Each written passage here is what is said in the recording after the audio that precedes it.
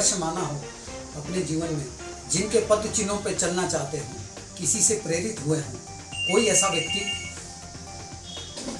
राजनीति में तो हम अपने उत्तराखंड से भगत सिंह कोश्यारी जी, आदरणीय श्री भगत सिंह कोश्यारी जी को हम आदर्श मानते हैं। हम उन्हीं के नक्शे कदम पर चलना चाहते हैं। नमस्कार दोस्तों, स्वागत है आपका हमारे चैनल में।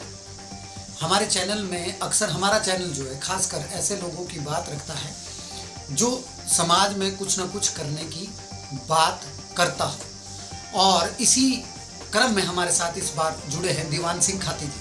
दीवान सिंह खाती का नाम वैसे तो लोगों में शायद ही आप लोग जानते हो, लेकिन जो व्यक्ति ज़रूरतमंद होता है, जो व्यक्ति पहाड़ से आके यहाँ पर परेशानी में जीता है,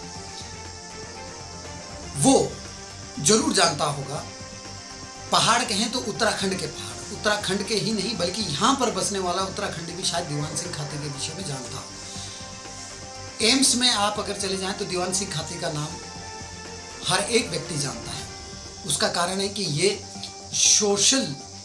बड़े ही सोशल हैं, सामाजिक हैं। सामाजिक तौर पे लोगों को, जो भी बाहर से आते हैं लोग, कईयों को दिक्कत होती है। एम्स इतना बड़ा हॉस्पिटल है, लोगों को जानकारी नहीं होती है और उसकी जानकारी ये लोगों तक पहुंचाती है, और लोगों को बल्कि खुद जाके अपना समय दे के वहाँ पर लोगों की मदद करते हैं।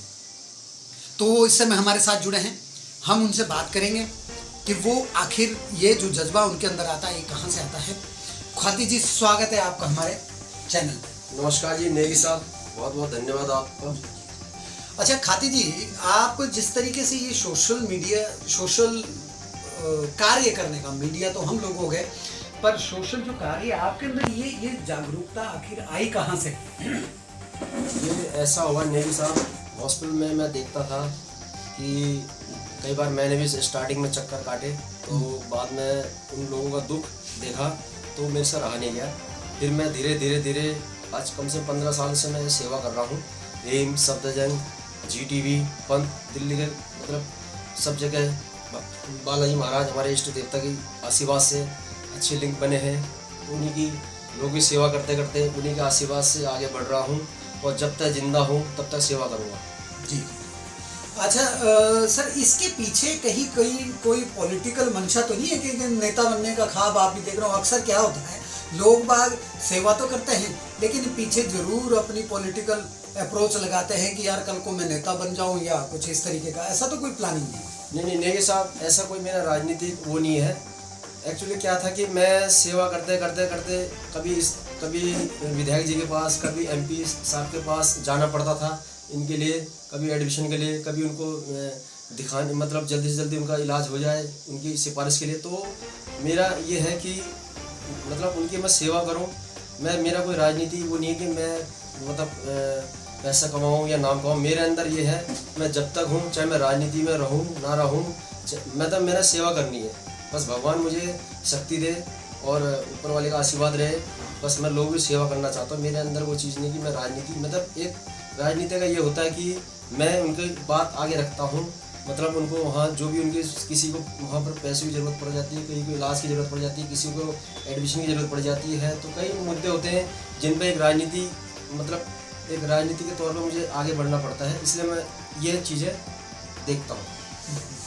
अच्छा दीवान जी, ये तो आपने कही कि राजनीति से आपका कोई लेना देना नहीं, लेकिन आपको राजनेताओं का सहारा लेना पड़ता है इन सब कामों को करने के लिए। हाँ जी जी जी सर, एक सवाल जो मेरे मन में है वो ये है कि जब आपने ये किसी की सेवा आपके मन में आखिर जागा कैसे? कोई ऐसा इंसिडेंट आप बताएं जो पहली बार आपने देखा और उससे आपको लगा नहीं यार मैं अगर कुछ कर सकता हूँ उनके लिए, तो ऐसा कोई वाकया आपके साथ हुआ हो कभी?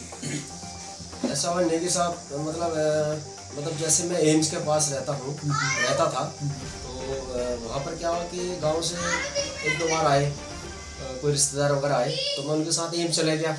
तो एक्चुअली क्या था, उस टाइम मेरे कुछ दोस्त थे वो एम्स में ही लग गए थे, उनके फादर वहीं थे जी। तो क्या हुआ कि उनके साथ तो मेरी दोस्ती हुई, तो ऐसे क्या हुआ कि एकदम पता नहीं अंदर से क्या वो हुआ कि नहीं अब मेरे को ये सेवा ही करनी है। मतलब मेरे को इनका चाहे दिन रात हो चाहे कैसा भी हो, मैं हमेशा तैयार रहता हूँ। अगर मेरे पास एक फ़ोन आता है, ऐसी परेशानी है, ऐसी दिक्कत है, जितनी मेरी तरफ से होती है मैं उतनी उनकी हेल्प करने तैयार है। हमेशा मतलब निष्भाव से सेवा करनी, और वो चीज़ हमारे पूर्वजों उनका आशीर्वाद है, देवभूमि से आते हैं, तो एक उनका हमारे ऊपर एक आशीर्वाद हमेशा रहेगा, और हम एक साफ उस तरह से हम सेवा करना चाहते हैं और करेंगे। जब तक हमारे अंदर चीज़ है, हमें शक्ति दे रखी ऊपर वाले ने, तो हम उसका सदुपयोग करेंगे हमेशा। तो सर ये जो सोशल मीडिया में अक्सर आदमी इंस्पायर होके, किसी से प्रेरित होके अक्सर ये काम करते हैं, तो किसी न किसी को आपने अपना आदर्श माना हो अपने जीवन में, जिनके पद चिन्हों पे चलना चाहते हो, किसी से प्रेरित हुए हैं, कोई ऐसा व्यक्ति? राजनीति में तो हम अपने उत्तराखंड से भगत सिंह कोश्यारी जी, आदरणीय श्री भगत सिंह कोश्यारी जी को हम आदर्श मानते हैं।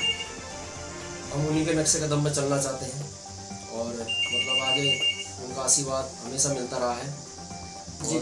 मतलब और हमेशा एक सेवा भावना हमेशा मन में, एक हम देखते हैं कि एम्स के बाहर उत्तराखंड से लोग आते हैं, बेचारे कोई मतलब कोई देखने वाला नहीं है, तो वो दर्द जो है वो सहन नहीं होता है कि कैसे कल अगर भगवान ने कुछ बना दिया तो वो जो एम्स के बाहर जो रहते हैं उनके लिए कुछ करना चाहते हैं जी। अच्छा सर, जो उत्तराखंड से लोग अक्सर आते हैं, जानकारियाँ नहीं होती है दिल्ली में, दिल्ली इतना बड़ा हॉस्पिटल है एम्स, इसमें जानकारी नहीं होती है, तो किस तरह की दिक्कतें उनको सामने आती हैं, वो थोड़ा एक एक करके अगर आप बता सकें। ऐसा है जी, जो उत्तराखंड से, कभी देहरादून से, कभी हल्द्वानी से वो लोग आते हैं, उनसे मैं बात करता हूँ, फ़ोन में बात करता हूँ, किसी के माध्यम से वो आते हैं, तो मैं उनको बोलता हूँ आप रेफ़र करा के सीधा एम्स के लिए या जीबी पंथ के लिए या जीटीवी हॉस्पिटल या आपका सबदिन हॉस्पिटल। उनकी बेसिक परेशानियां मैं जानना चाहता हूँ, जो जब वो आते हैं तो उनको क्या दिक्कत आती है? उनको दिक्कत तो ये आती है, अगर वो वैसे आते हैं तो यहाँ बहुत परेशानी होती है कि यहाँ हज़ारों लाखों की तादाद में लोग हॉस्पिटल में आते हैं। कोई यहाँ, एक तो उनको यहाँ का कुछ पता ही नहीं होता है, सिस्टम क्या होता है, क्या नहीं होता है। यानी आप उसमें मदद कराते हैं, जैसे उनको रजिस्ट्रेशन का पता नहीं होता है, उनका मैं रजिस्ट्रेशन का कराता हूँ, उनको वहाँ पर दिखाता हूँ, फिर उनका वहाँ रहने की व्यवस्था, जो कि उत्तराखंड भवन निवास से, मैं उनके लिए वहाँ से एक हफ्ते की पर्ची बनवाता हूँ रहने के लिए। आपका साउथ एक्स पार्ट 1 में है, और आपका ये यूसुफ सराय में है, तो गेस्ट हाउस जो सरकार की तरफ, उत्तराखंड सरकार की तरफ से है, तो मैं वहाँ चाणक्यपुरी से उनके लिए एक हफ्ते का उनका रहने की व्यवस्था कराता हूँ, और जो भी वहाँ इलाज की जो सुविधा होती है पूरी उनके साथ में लगता हूँ और काम करता हूँ। ठीक है सर, ये बात तो रही जो सोशल वर्क आप करते हैं। इसके बाद यदि भविष्य में आपको यही लोग अगर कहें कि हाँ राजनीति में आगे बढ़िए, तो आपका क्या स्टैंड है?